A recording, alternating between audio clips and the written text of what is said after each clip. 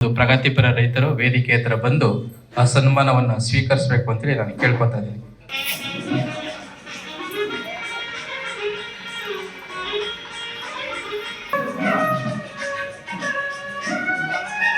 ಕಾಯನ ಯೋಧರಿಗೆ ಜೈ, ದೇಶ ಕಾಯನ ಯೋಧರಿಗೆ, ದೇಶ ಕಾಯನ ಯೋಧರಿಗೆ ಇರ್ಬೇಕಾ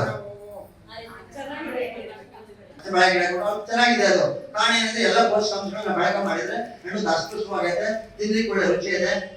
ಎಲ್ಲ ತಿಳುವಳಿಕೆಗಳನ್ನ ನೀವು ನಮ್ಮಲ್ಲಿ ರೈತರದ್ದು ದೊಡ್ಡ ಸಮಸ್ಯೆ ಏನಾಗಿದೆ ಅಂತಂದ್ರೆ ನೀವು ಅನ್ಯತಾ ಭಾವಿಸಬಾರ್ದು. ಎರಡು ಕೈ ಕೇಳಿದ್ರೆ ಚಪ್ಪಾಳೆ ಆಗೋದು ಅಂತ ನಾವು ಇಲಾಖೆ ವತಿಯಿಂದ ಮಾಹಿತಿ ಕೊಡಿ ಅಂತ ಹೇಳಿ ಪ್ರತಿಯೊಂದು ಸಭೆಯಲ್ಲೂ ಅದನ್ನ ರಿಕ್ವೆಸ್ಟ್ ಮಾಡ್ತಾ ಇದ್ದೀವಿ. ಅದಕ್ಕಾಗಿ ಸರ್ಕಾರ ಬೇಕಾದಷ್ಟು ಪ್ರೋತ್ಸಾಹ ಮಾಡಿದೆ. ಅವೇರ್ನೆಸ್ ಮೇಯ್ನು ನಮ್ಮಲ್ಲಿ ಕಮ್ಮಿ ಇದೆ. ಅದಕ್ಕಾಗಿ ನಾನು ಹೇಳ್ತೀನಿ, ನೀವು ರೈತರು ಒಂದು ವಾರಕ್ಕೆ ಒಂದ್ಸತಿ ಆದ್ರು ಎಲ್ಲ ವಿವಿಧ ಇಲಾಖೆ ಸಹಾಯ ರೈತರಲ್ಲಿ ವ್ಯವಸಾಯಕ್ಕೆ ಸಂಬಂಧಪಟ್ಟ ಇತರ ಇಲಾಖೆಗಳಲ್ಲಿ ನಿಮ್ಮಲ್ಲಿ ಯಾವ್ಯಾವ ಸ್ಕೀಮ್ ಇದೆ ಖಂಡಿತ ನೀವು ಕೇಳಂತ ಪ್ರಶ್ನೆಗಳು ತುಂಬಾ ಅರ್ಥಪೂರ್ಣವಾಗಿದೆ. ಆದ್ರೆ ಬಹುಸಂಖ್ಯಾತ ರೈತರು ಯಾರು ಅಗ್ರಿಕಲ್ಚರ್ ಆಸೆಯಂತೆ ತಲುಪ, ಯಾಕೆಂದ್ರೆ ನೋಟಿಸ್ ಬೋರ್ಡ್ ಅಲ್ಲಿ ಹಾಕಿರ್ತಾರ ಇರ್ತಕ್ಕಂಥ ಸ್ಕೀಮ್ಗಳನ್ನ. ಇವತ್ತು ಏನಾಗಿದೆ ಅಂತಂದ್ರೆ ನಾವೆಲ್ಲದನ್ನು ಅಧಿಕಾರಿಗಳ ಮೇಲೆ ಬೆಟ್ ಮಾಡಿ ಆಪಾದನೆ ಮಾಡ್ಲಿಕ್ಕೆ ಆಗ್ತಾ ಇಲ್ಲ. ಕಾರಣ ಮೊನ್ನೆ ನಾನು ಜಾಯಿಂಟ್ ಡೈರೆಕ್ಟರ್ ಆಫೀಸಲ್ಲಿ ಕೂಡ ಇದ್ರು, ನಾನು ಭಾಗವಹಿಸಿದ್ದೆ.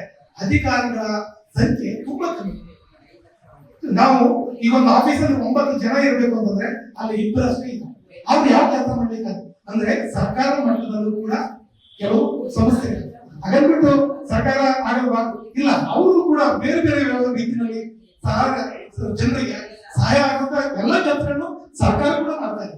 ಇವತ್ತು 5 ಗ್ಯಾರಂಟಿ ಯೋಜನೆಗಳಿಗೆ ಕೊಟ್ಟಿದಾರಲ್ಲ, ಅದು ಬಸವಣ್ಣ ಮೊದಲು ಏನ್ ಹೇಳಿದ್ದ ಆ ತತ್ವದ ಆಧಾರದ ಮೇಲೆ ಒಬ್ಬ ವ್ಯಕ್ತಿ ದುಡಿದು ಅವನೇ ಶ್ರೀಮಂತ ಆಗಬಾರದು. ಆ ಶ್ರೀಮಂತಿಕೆಯ ವ್ಯಕ್ತಿಗಳು ಅದು ಏನ್ ಸಂಪಾದನೆ ಇದೆ ಪ್ರತಿಯೊಬ್ಬರಿಗೂ ಡಿವೈಡ್ ಆಗ್ಬೇಕು, ಸಮಾಜ ನಿರ್ಮಾಣ ಆಗ್ಬೇಕು ಅನ್ನೋ ಒಂದು ಉದ್ದೇಶವನ್ನ ಆ ಕಾಲದಲ್ಲಿ ಇದ್ದ ಬಸವ ಅವರು ಮನಗಂಡಿದ್ರು.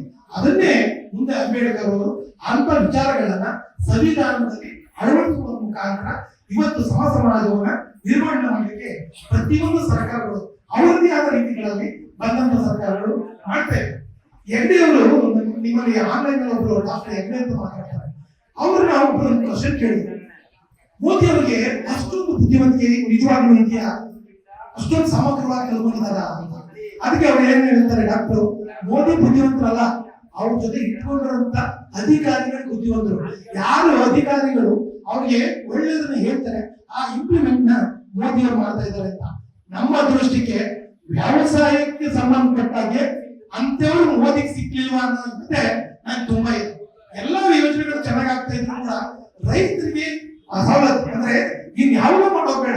ಮಾಧವಸ್ವಾಮಿ ಅವರು ಪ್ರಸ್ತಾಪ ಮಾಡಿದಂಗೆ ಒಂದು ವೈಜ್ಞಾನಿಕವಾದ ಬೆಲೆಯನ್ನ ರೈತರಿಗೆ ಕೊಟ್ಟದ್ದೇ ಆದ್ರೆ ನಿಜವಾದ ರೈತ ಇವತ್ತು ಎಂತ ಪರಿಸ್ಥಿತಿ ಬದುಕ್ತಾ ಇದೀವಿ ಅಂದ್ರೆ ನಾವು ಬೆಳೆದಂತ ಬೆಲೆ ನೋಡಿ. ಇವಾಗ ನನ್ ಜಸ್ಟ್ ಸಣ್ಣ ಉದಾಹರಣೆ ಹೇಳ್ತೀನಿ.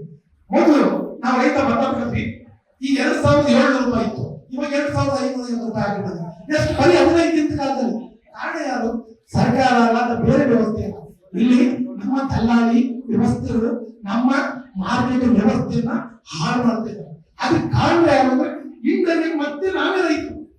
ಕಾರಣ ಏನಂದ್ರೆ ನಾವು ಭತ್ತ ಬೆಳೀತಾ ಇದೀವಿ, ಭತ್ತ ಮಾಡ್ಲಿಕ್ಕೆ ನಮ್ಗೆ ಅರ್ಜೆಂಟ್, ನಾವು ಮಾಡಬಾರ್ದು. ಅದನ್ನ ಮೌಲ್ಯವರ್ಧಿತವಾಗಿ ನಾವ್ ಹೆಂಗ್ ಮಾಡ್ಬೋದು, ನಾವೇ ತಗೊಂಡೋಗ್ಬಿಟ್ಟು ಭತ್ತನ ಬಿಡಿಸಿ 25 kg ಪ್ಯಾಕೆಟ್ ಮಾಡಿ ಬಸವೇಶ್ವರಪ್ಪ ರೈಸ್ ಅಂತ ಯಾವ ಮಾಡ್ತಾರಲ್ಲ ಆ ಕೆಲಸ ನಾನೇ ಕೆಂಪಣ್ಣ ರೈಸ್ ಅಂತನೋ ಮುದ್ದಣ್ಣ ರೈಸ್ ಅಂತಾನೆ ಅದೊಂದು ಬ್ರ್ಯಾಂಡ್ ಕ್ರಿಯೇಟ್ ಮಾಡಿ ನಾನೇ ಈಗ ನಮ್ಗೆ ವ್ಯವಸಾಯ ಟೈಮ್ ಬಿಟ್ಟೆ ಬೇರೆ ಸಂದರ್ಭದಲ್ಲಿ ನಮ್ಗೆ ಏನ್ ಕೆಲಸ ಇದೆ, ನಾವೇ ಒಂದು ಗಾಡಿನಲ್ಲಿ ಹಾಕೊಂಡು ಎಲ್ಲಿ ನಮ್ಮಲ್ಲಿ 10 ಸಿಟಿಗಳಿದೆ ರೈತರಿಂದ ನಾವು ನೇರವಾಗಿ ಮಾರಾಟ ಮಾಡ್ತಾ ಇದೀವಿ.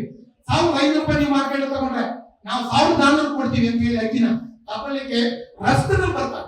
ಅದು ಮಾಡಿದ್ದು ಒಂದು ಜನ ಒಂದು ವ್ಯವಸ್ಥೆ ಇದೆ.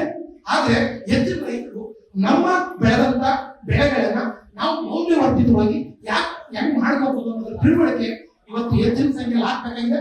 ಅದನ್ನು ಕೂಡ ನಮ್ಮ ಸರ್ಕಾರ ಮಟ್ಟದಲ್ಲಿ ತುಂಬಾ ಕೇಳ್ಕೊಳ್ತಾ ಇದೀವಿ. ಆ ಕಾರ್ಯಕ್ಕೆ ದೇವಕುಮಾರಿ ಮೇಡಮ್ ಹೇಳಿದಂಗೆ ಹಿಂದೆ ಸಂಸ್ಥೆ ಅಂತಿತ್ತು, ಅದು ಇವಾಗ ಹಾಟ್ ಆಗಿ ಈ ಆಧುನಿಕ ಸಮಾಜದಲ್ಲಿ ಎಕ್ಸಿಬಿಷನ್ ಅಂತ ಬರ್ತಾ ಇದೆ. ಆ ಎಕ್ಸಿಬಿಷನ್ ಏನಾಗ್ತಾ ಇತ್ತು ಅಂದ್ರೆ 5 ಸ್ಟಾರ್ ಹೋಟೆಲ್ಗಳಲ್ಲಿ ನಡೀತಾ ಇತ್ತು. ಅವರು ತಾವು ಉತ್ಪಾದನೆ ಮಾಡದಂತ ವಸ್ತುಗಳನ್ನ ಅಡ್ವರ್ಟೈಸ್ ಮುಖಾಂತರ ಬೇರೆ ತರ ಮಾಡ್ತಾ ಇದ್ರು. ಅಂತ ಒಂದು ಇದನ್ನ ಸರ್ಕಾರ ಇವತ್ತು ಗಮನಿಸಿ ಮಹಿಳಾ ಸಂಘಗಳಿಗೆ ಮತ್ತೆ ರೈತರಿಗೆ ಅನುಕೂಲ ಆಗಲಿ ಅಂತ ಹೇಳಿ ಫ್ರೀಯಾಗಿ ಸ್ಟಾಕ್ ಕೊಡುವಂತ ಮುಖಾಂತರ ನೀವು ಬೆಳೆದಂತ ವಸ್ತುಗಳನ್ನ ನೀವೇ ಡೈರೆಕ್ಟ್ ಆಗಿ ಮಧ್ಯವರ್ತಿಗಳು ಯಾರು ಇಲ್ಲದೇ ರೀತಿ ನೀವೇ ಡೈರೆಕ್ಟ್ ಆಗಿ ಬೇರೆ ಗ್ರಾಹಕರಿಗೆ ಮಾರುವಂತ ವ್ಯವಸ್ಥೆಯನ್ನು ಕೂಡ ಯೋಚನೆ ಮಾಡಿ ಮಾಡ್ತಾ ಇದೆ. ಆತ್ಮದಲ್ಲಿ ನಾನು ಮೊದಲೇ ಜಾಯಿಂಟ್ ಡೈರೆಕ್ಟರ್ ಹೇಳಿದ್ರು, ಈ ಆತ್ಮದಲ್ಲಿ ಏನಾಗಿದೆ ಅಂತಂದ್ರೆ ನಮ್ಗೆ ಗೊತ್ತಾಗಿರ್ತಕ್ಕಂಥ ಫಂಡ್ಗಳು ತುಂಬಾ ಕಮ್ಮಿ ಆಗಿದೆ. ನಾವು ಆತ್ಮದಲ್ಲಿ ಕೆಲಸ ಮಾಡ್ತಿರೋದ್ರಿಂದ ಏನು ಸಿಬ್ಬಂದಿ ಇದ್ದಾರೆ ಅವ್ರಿಗೆ ನಾವು 70% ಅಂತ ಸರ್ಕಾರ ಏನ್ ಕೊಡ್ತಾ ಇದೆ ಅದು ಹೋಗ್ಬಿಡ್ತಾ ಇದೆ.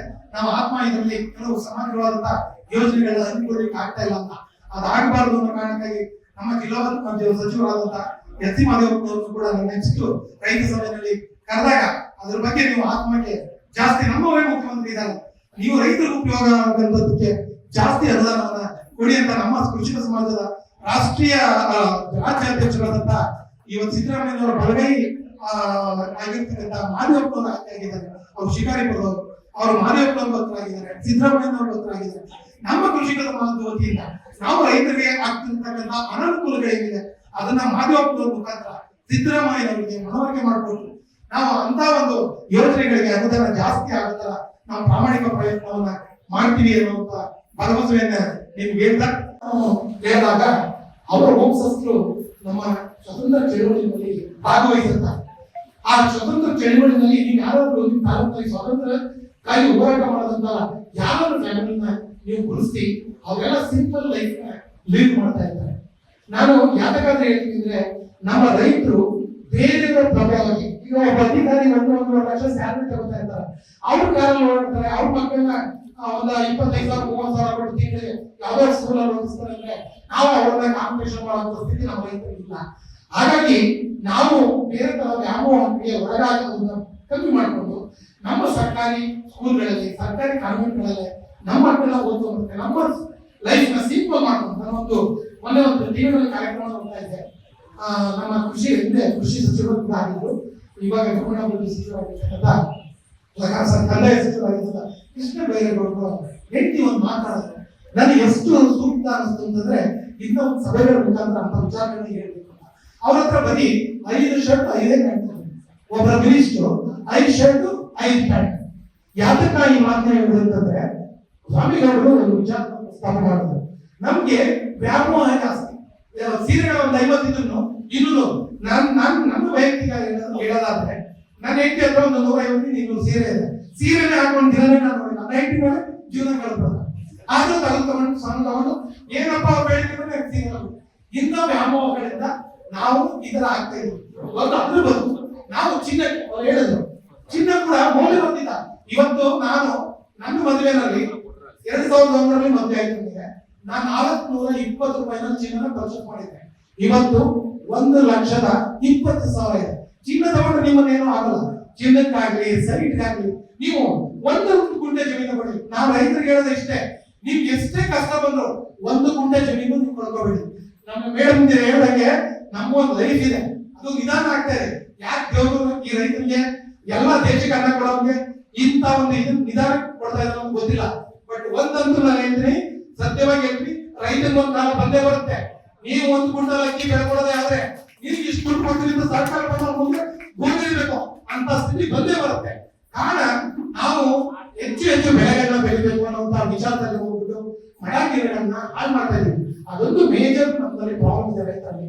ಹಿಂದೆ ಎಲ್ಲ ನಾವು ಒಂದು ಚಿಕ್ಕ ಜಮೀನಿದೆ ಅಂದ್ರೆ ಒಂದು 10 ಬದುಗಳಿಂದ 10 ಗಿಡಗಳಿವೆ.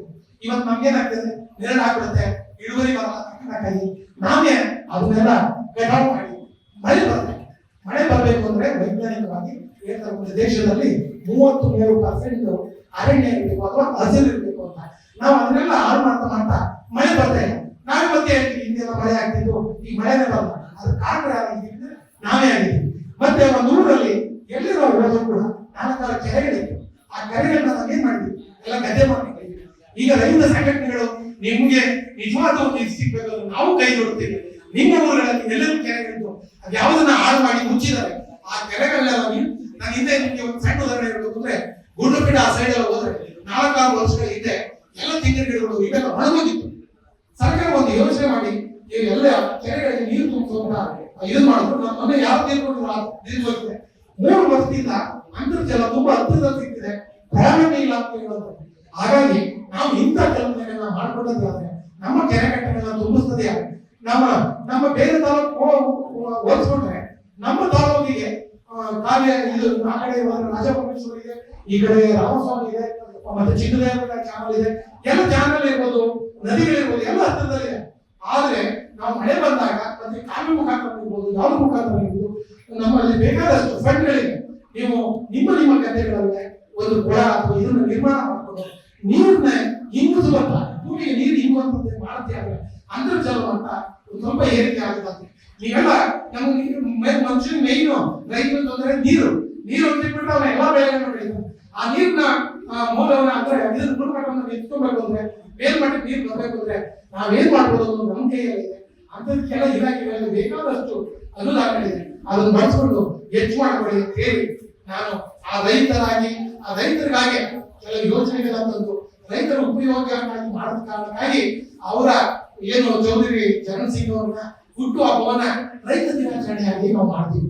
ಕಾರಣ ಇಷ್ಟೇ, ಅವ್ರ ಜೀವನವನ್ನ ಅಥವಾ ಅವರ ರಾಜಕೀಯವಾದಂತ ಏನು ಅವ್ರ ಅಧಿಕಾರ ಸಿಕ್ತು ಅದರ ರೈತರ ಪರವಾಗಿ ಹೋರಾಟ ಮಾಡಲಿಕ್ಕಾಗಿ ಅವರು ಉಪಯೋಗಿಸಬೇಕಾಗಿ ಅವರ ರೈತ ನಾಯಕ, ರೈತರ ಚಾಂಪಿಯನ್ ಅಂತ ಕರೀತಾರೆ. ಆ ಕಾರಣಕ್ಕಾಗಿ ನಮ್ಮಲ್ಲೂ ಒಬ್ಬ ರೈತ ಚಾಂಪಿಯನ್ ಹುಟ್ಲಿ, ನಮ್ಮ ರೈತರ ಕಷ್ಟ ಕಾರ್ಪಣ್ಯಗಳಿಗೆ ಅವರು ಸ್ಪಂದಿಸಲಿಕ್ಕೆ ನನಗೆ ಮಾತಾಡಲಿಕ್ಕೆ ಅವಕಾಶ